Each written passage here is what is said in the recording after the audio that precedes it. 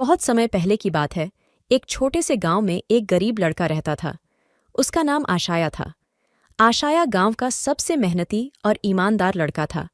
उसका दिन यूं शुरू होता था कि वह अपने माता पिता की मदद करने के लिए खेत में चला जाता था। एक दिन वह खेत में गहरे खुदाई करते समय एक चमकदार और रहस्यमय संदूर देखता है। जैसे ही उसने संदूर को छुआ, एक विशेष शक्ति ने उसे अपने कब्जे में कर लिया। वह शक्ति ने आशाया को एक विशेष वरदान दिया।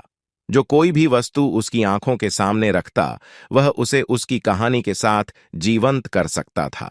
आशाया बहुत खुश हुआ क्योंकि अब उसकी जिंदगी में एक नया रंग आ गया था। उसने अपने गांव वालों को इस अद्वितीय शक्ति के बारे में बताया। गांव वाले भी उत्साहित हुए और उन्होंने आशाया को विभिन्न चीजों को जीवंत करने के लिए प्रेरित किया। उन्होंने एक पुराने पेड़ को जीवंत किया और उसको गांव का सबसे हरित पेड़ बना दिया। एक दिन गांव में एक बड़ा मेला हुआ। लोग आशाया की जीवंत कला को देखने के लिए आए।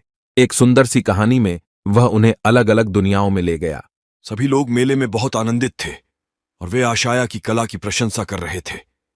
एक समय आया जब एक राजा ने उसे अपने दरबार में बुलवाया। राजा ने कहा, तुम्हारी कला ने मेरे दिल को छू लिया है। मैं तुम्हें अपने राजमहल में रहने का आमंत्रण देता हूं। आशाया ने हंसते हुए स्वीकार किया। राजमहल में रहते हुए आशाया ने राजा को एक और कहानी सुनाई, एक जादुई बूट की कहानी। राजा बहुत प्रभावित हुआ और उसने आशाया को आशीर्वाद दिया। समय बीतता गया और आशाया ने राजा के राजमहल को और भी हरित और सुंदर बना दिया। उसकी कला ने लोगों का दिल छू लिया और उन्हें एक नए दृष्टिकोण से जीने का साहस दिया। आखिरकार एक दिन आया जब एक दुष्ट राजा आशाया की कला को अपने अंधेरे राज्य में चाहता था। वह आशाया को बंदी बना लेना चाहता था। आशाया को पता चला और उसने राजा के सामने आकर उससे कहा, मेरी कला ने तुम्हारे जीवन को सुंदर बना दिया है।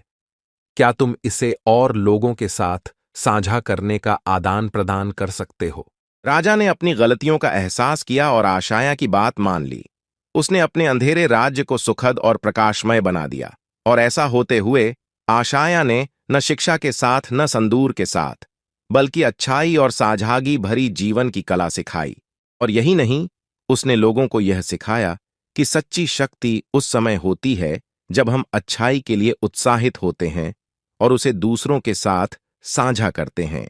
इस कहानी से हमें यह सीखने को मिलता है कि जीवन में अगर हम किसी के साथ अच्छाई और साझागी का सिलसिला बनाएं तो हम सभी एक सुंदर और संपन्न जीवन जी सकते हैं।